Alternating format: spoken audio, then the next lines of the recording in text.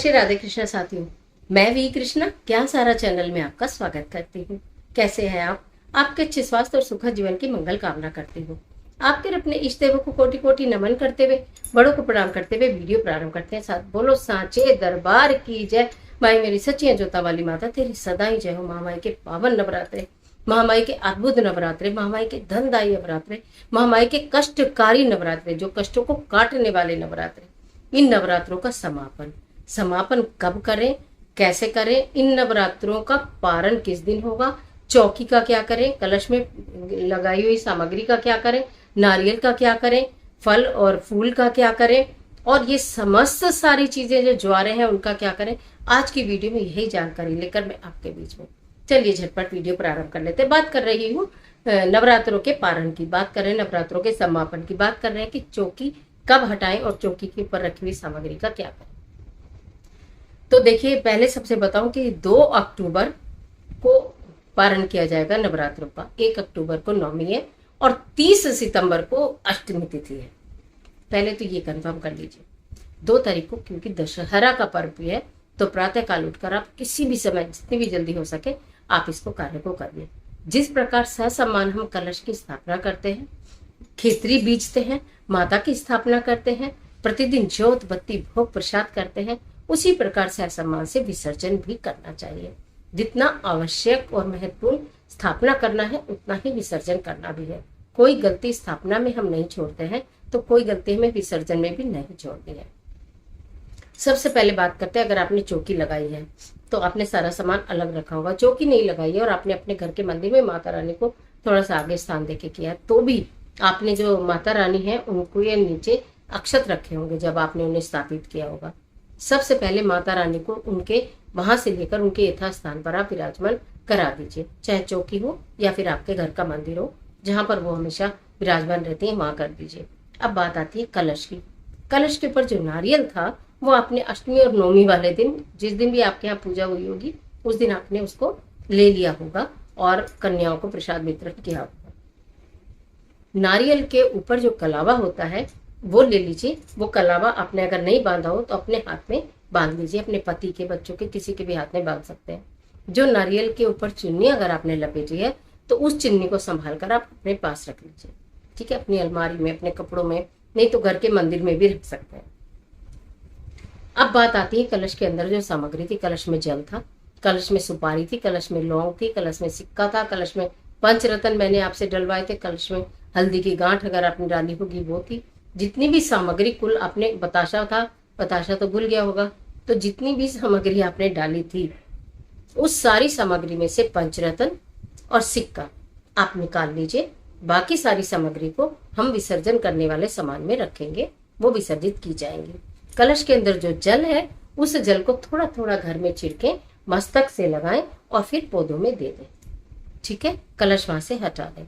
कलश आप अष्टमी व नवमी तिथि पर जब भी आप कन्या पूजन करेंगे कलश नहीं हटाएंगे, थोड़ा सा कलश को वहां से खिसका देंगे, उसके स्थान से थोड़ा सा इधर कर देंगे, लेकिन पारण वाले दिन ही कलश हटाने का विधान है।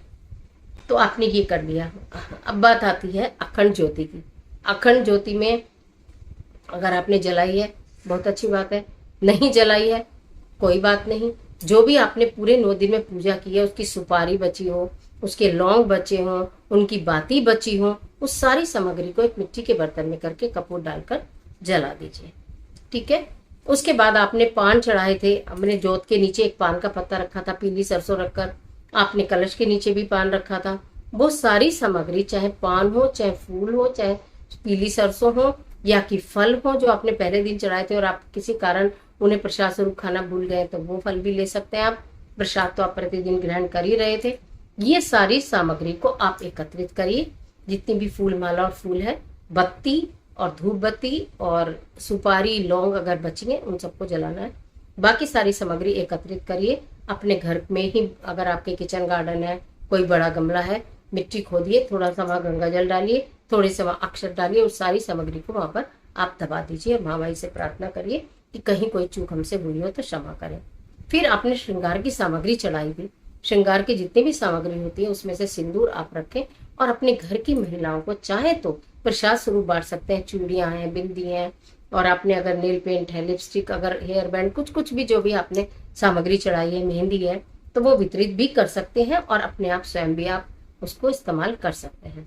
ये सामग्री की बात हो गई। आपका कलश का भी हो गया, नारियल का भी हो गया।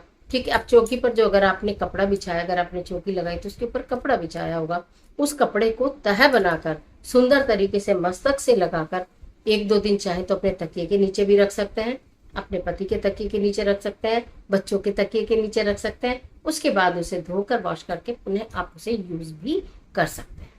तो ये तो चौकी की बात हो गई, माता रानी को आपने अपने स्थान पर उनके बिठाई दिया। अब बात रह गई ज्वारे की। ज्वारे जो होते हैं, वैसे मेरी शॉर्ट वीडियोस पर नजर रखिए, नारियल का, खेतरी का, अखंड ज्योति का, सब मैं शॉर्ट वीडियो में बिल्कुल अच्छे से बताऊंगी कि क्या करना चाहिए। लेकिन जो ज्वारे हैं उनको आपको इधर उधर नहीं गिराना है। हमारे यहाँ तो दशहरे वाले दिन, मतलब जिस दिन पारण होगा उसी दिन ही पूजा होती है दशहरे की।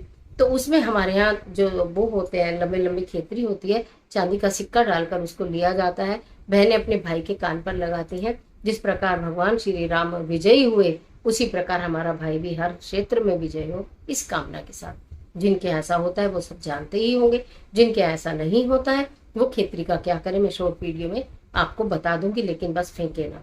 तो आशा करती हूँ मैंने सभी कुछ आपको बता दिया है।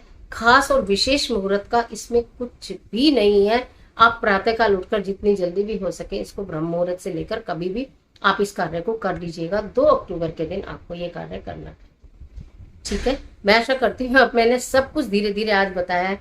कभी बार कमेंट आता है कि आप बहुत तेज तेज स्पीड से बोलते हो तो कुछ चीजें स्किप हो जाती हैं, लेकिन आज मैंने बहुत धीरे धीरे बोला है और हर एक चीज मैंने कोशिश की है कि मैं इसमें शामिल करूं। कोई चीज अगर छूट गई तो कमेंट बॉक्स में आप लिख देना, मैं आपको आंसर कर दूंगी। कलश के नीचे के चावल रह गए हैं, जो कलश के ऊपर चावल एक कटोरी में रखे थे जिनके ऊपर नारियल रखा था, वो चावल तो आप अपने घर में यूज करेंगे, अपने चावल में मिला लीजिएगा। जो कलश के नीचे चावल रखे थे वो पक्षियों को डाल दिए जाएंगे, उनका विसर्जन मत करना, उन्हें पक्षियों को खिला देना। सॉरी। आशा करती हूँ वीडियो आपके लिए बहुत उपयोगी साबित होगी, सारी जानकारी आपको इसमें मिल गई होगी। जब आप पूरा का पूरा कार्य कर लें तो एक दीपक माता रानी के आगे प्रज्वलित कर लें, हाथ जोड़कर प्रार्थना करें, हे महामाई अगर इन पूरे नवरात्रों के दौरान कुछ गलती हुई हो तो उसके लिए क्षमा करें, हमारी पूजा को आप स्वीकार करें, अपनी कृपा हमारे पर बनाकर रखें। इसी प्रार्थना को करते हुए दीपक प्रज्वलित कर दीजिएगा।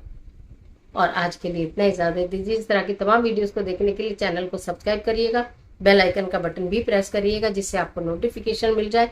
और ये इस तरह की सारी वीडियो आपको अच्छी लगती हैं तो उन्हें लाइक जरूर करना, फ्रेंड्स के साथ शेयर करना, जिससे कलश विसर्जन में या कि चौकी को हटाने में या कि पूजन की सामग्री में किसी से कोई गड़बड़ ना हो, सबका कार्य पूर्ण रूप से हो, ठीक प्रकार से हो और विधि विधान से हो। इसलिए शेयर कर देना और कमेंट बॉक्स में माता रानी के नाम का जयकारा जरूर लगाना। जय माता की।